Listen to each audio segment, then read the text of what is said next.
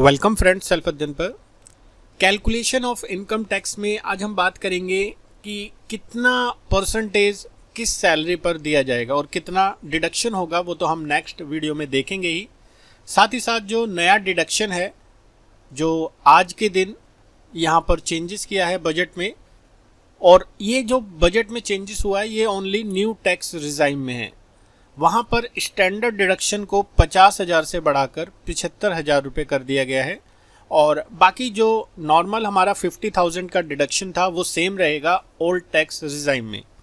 तो ये जो चेंजेस हुआ है आज के दिन 23 जुलाई 2024 में, जिसमें न्यू टैक्स रिजाइम वालों को थोड़ा सा टैक्स में स्टैंडर्ड डिडक्शन में बढ़ोतरी हुई है। 50,000 से उसको 75,000 रुपये कर दिया गया है। बाकी सेम केस वही है बाकी सैलरी पर्सन के लिए या बिजनेस पर्सन के लिए। अब यहाँ पर दो स्लैब अलग अलग तरीके से दी गई हैं। न्यू टैक्स रिजाइम की दी गई है, ओल्ड टैक्स रिजाइम की दी गई है। इसको हम पहले अच्छे से देखेंगे और इसका फॉर्मूला लगाना सीखेंगे। एक्सेल में हम इसे कैसे कैलकुलेट करें, एक बार हम कैलकुलेट कर लेंगे तो अलग अलग सैलरी के बेस पे हमें बार बार कैलकुलेशन की ज़रूरत नहीं होगी। हम सिंपल उसी फॉर्मूले के बेस पे यहाँ पर कैलकुलेशन कर सकते हैं। तो अभी जो हम बात कर रहे हैं वो इनकम टैक्स इंडियन सिटीजन जो 60 ईयर से बिलो है, 60 to 80 में अगर आते हैं तो वो सीनियर सिटीजन होते हैं, और अगर वो 80 साल से ज़्यादा है तो फिर सुपर सीनियर सिटीजन में आते हैं। पहले हम एक बार यहाँ पर दोनों में डिफरेंस देख लेते हैं। न्यू टैक्स रिजाइम में अगर सैलरी 3 लाख तक है तो कोई टैक्स नहीं भरना। 3 लाख से 6 लाख के बीच है तो 5% का टैक्स भरना है। 6 लाख से 9 लाख के बीच है तो 10% टैक्स भरना है, प्लस 15,000 जो कि ऊपर की स्टेज से आया है, यानी कि 5% ऑफ यहाँ पर हमारा इनकम अगर 6 तक है तो 6 में से 3 लाख घटाने के बाद हमारा जो बचेगा 15,000 यहाँ पर ऐड कर दिया गया है। मतलब उस स्टेजेस को हम स्किप करके उसका टैक्स यहाँ पर ऐड कर देंगे। सेम एज यहाँ पर अगर 9 लाख से 12 लाख के बीच है तो 15%, 12 लाख से 15 लाख के बीच है तो 20%, और 15 लाख से ऊपर है तो 30%, प्लस ऊपर के जो भी टैक्स कैलकुलेट होके आए हैं वो हमें यहाँ पर ऐड रखने हैं। ये है हमारा न्यू टैक्स रिजाइम में। नॉर्मली वैसे तो अगर देखा जाए तो 7 लाख तक कोई टैक्स नहीं है, बट वो जो होता है हमारा डिडक्शन हमें दिया जाता है, रिबेट हमें दी जाती है, उसके बाद हमारा टैक्स नहीं बनता। नॉर्मली अगर कैलकुलेशन करें तो टैक्स बनता है, बट उस टैक्स में से रिबेट देने के बाद हमारा जो टैक्स है वो 7 लाख तक अगर होता है अगर हमारा इनकम, तो टैक्स वहाँ पर ज़ीरो आता है, पेड नहीं करना। उसको हम अच्छे से नेक्स्ट जो चैप्टर चलेगा उसमें हम अच्छे से कवर करेंगे। अभी हम सिर्फ और सिर्फ कैलकुलेशन करना सीख रहे हैं, एक्सेल में कैसे कैलकुलेट करेंगे। सेम एज अगर दूसरी तरफ देखें ओल्ड टैक्स रिजाइम में, तो यहाँ पर 2.5 लाख तक कोई टैक्स नहीं भरना। 2.5 लाख से 5 लाख 5% है, 5 लाख से यहाँ पर 10 लाख तक 20% है, और 10 लाख से 15 लाख या उससे ऊपर 30% है, और प्लस यहाँ पर जो भी उनसे टैक्सेस निकल के आ रहा है वो हमें ऐड रखना है। तो ये छोटा फार्मूला आप ट्राई करेंगे, मैं आपको यहाँ पर बड़ा फार्मूला एक्सेल में कैसे करना है वो अभी आपको प्रैक्टिकली बताता हूँ। What is new and old tax regime, जैसा कि मैंने बताया 2 कैटेगरी बनाई गई हैं। इसको हम वैसे तो आगे जाके डिस्कस करेंगे ही, बट मैं आपको एक समराइज दे देता हूँ कि ओल्ड टैक्स रिजाइम में हमें बहुत सारी डिडक्शंस देखने को मिलती हैं। अगर हमने म्यूचुअल फंड में इन्वेस्ट किया है, हमारा पीएफ डिडक्शन होता है, या हमने कोई इंश्योरेंस लिया हुआ है तो 80C के तहत हमें वहाँ पर डिडक्शन मिलता है जो कि 1.5 लाख तक होता है। प्लस और भी सेक्शंस होते हैं। अगर हमने कोई डोनेशन दिया है तो 80G के वहाँ पर रूल के अकॉर्डिंग हमें मैक्सिमम 100% मिलता है अगर हमने पीएफ रिलीफ फंड में दिया है, अदरवाइज़ हमें दूसरे केस में 50% मिलता है। वो हम आगे सारी डिटेल्स में स्टेप बाय स्टेप सीखेंगे। तो ये थोड़ा सा डिफरेंस है, इस पीडीएफ को हम आगे डिस्कस करेंगे, बट हम अभी जो फ़िलहाल है इसको एक्सेल में कैसे फार्मूला करेंगे उसको सीखते हैं। हमें यहाँ पर एक्सेल का सॉफ्टवेयर ओपन कर लेना है। ओपन करने के बाद एज्यूम करते हैं कि यहाँ हमारा इनकम पर मंथ का दिया गया है, और उसके बेस पर हम यहाँ पर सैलरी निकालना देख लेते हैं पूरे ईयर की। सपोज 70,000 हमारा पर मंथ है, तो एनुअल सैलरी हमारा रहेगा, जितना भी हमारा सैलरी है मंथली का उसको 12 से डिवाइड कर देंगे तो 8,40,000 रहता है। अब हम यहाँ पर टैक्स निकालेंगे, यानी कि इस सेल पे हमें फॉर्मूला लगाना है और फॉर्मूला की स्टार्टिंग होती है इक्वल के साइन से। अब फॉर्मूला लगाते हुए हमें ये ध्यान रखना है कि हमें हाई टू लो की तरफ जाना है। सबसे पहले हाई अमाउंट, तो अगर देखा जाए 30% दिया जाएगा टैक्स का अगर इनकम 15 लाख से ऊपर है, 30% ऑफ इनकम, और जो भी इनकम होगी उसमें से 15 लाख घटाने के बाद हमारा जो भी अमाउंट बचेगा उस पर 30% लगेगा, प्लस 1,50,000। तो इसको हम कैसे यहाँ पर लिखेंगे, यहाँ पर हम यूज़ करेंगे इफ़। लॉजिकल टैक्स हमसे पूछ रहा है, यानी कि वो सेल नंबर जहाँ पे हमारी एनुअल सैलरी है जिस पे हम टैक्स लगाएंगे। अगर ये सैलरी 15 लाख से ज़्यादा है तो यहाँ पर हमने लिखा 15 लाख, अगर ज़्यादा है तो कोमे के बाद हमें हमारी जो सैलरी है उसको यहाँ पर 15 लाख में से घटाना है।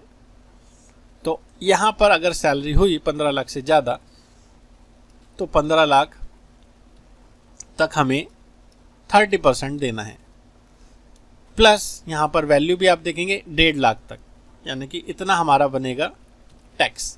अगर एनुअल सैलरी यहाँ पर 15 लाख से ज़्यादा है तो ये हमारा अभी पहला केस हुआ है 15 लाख से ज़्यादा होने पर। जैसे ही हम कोमा दबाएंगे तो नीचे आप देख रहे हैं वैल्यू इफ फॉल्स, अगर 15 लाख से ज़्यादा नहीं हुआ तो हम फिर से फॉर्मूला लगाएंगे इफ़, वही सेल नंबर हम देंगे और यहाँ पर 12 to 15 है, यानी कि हाईएस्ट हमें चेक करना है 12 लाख से ज़्यादा।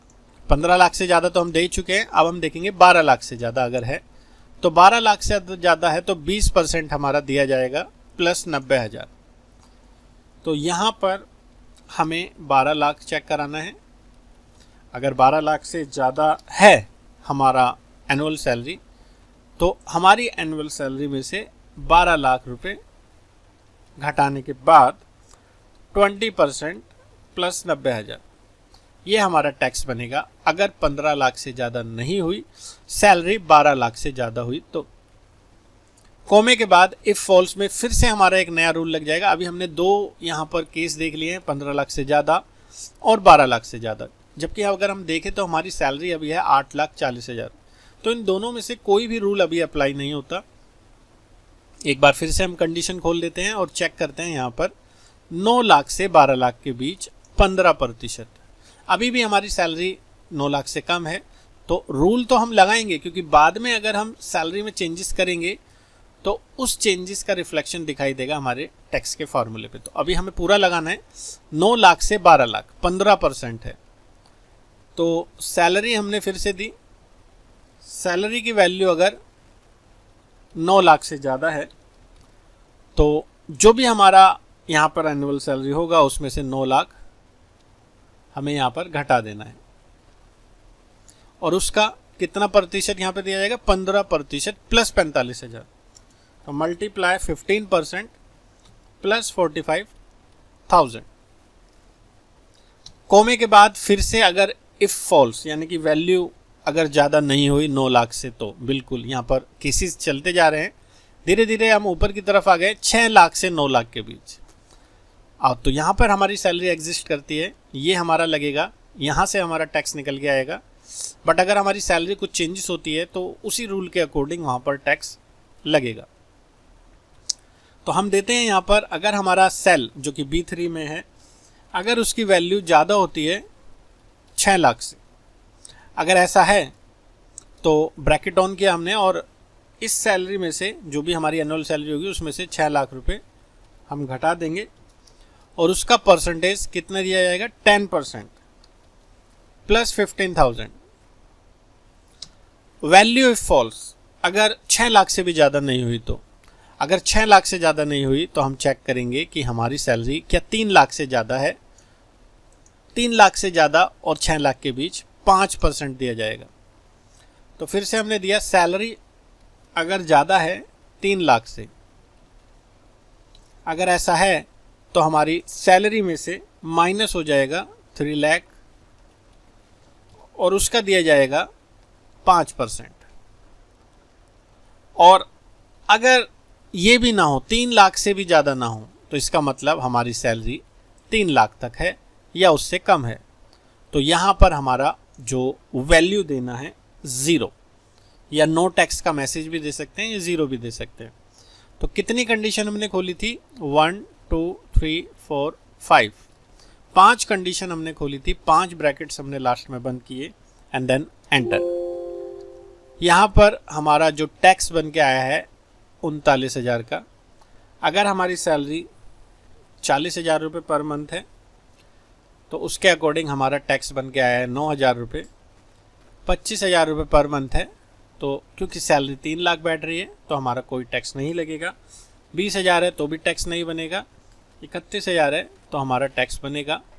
इस तरीके से हमने यहाँ पर जो भी अमाउंट देंगे उसके बेस पर हमारा सैलरी निकल के आएगा, एनुअल सैलरी के बेस पर हमारा टैक्स निकल के आएगा। तो होपफुली आपको कैसे फार्मूला लगाना है ये आप समझ चुके हैं।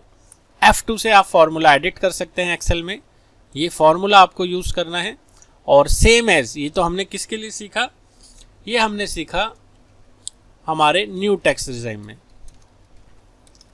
और न्यू टैक्स रिजाइम में जो फार्मूला हमने लगाया है उसी के बेस पर आपको फार्मूला बनाना है ओल्ड टैक्स रिजाइम के लिए और कमेंट बॉक्स में अपने फार्मूले को पेस्ट करना है। कोई भी आपका डाउट है वो भी आप कमेंट बॉक्स में लिख सकते हैं। होपफुली इस वीडियो से आपको एक्सेल में कैसे फार्मूला बनाना है टैक्स का वो सब क्लियर हुआ होगा।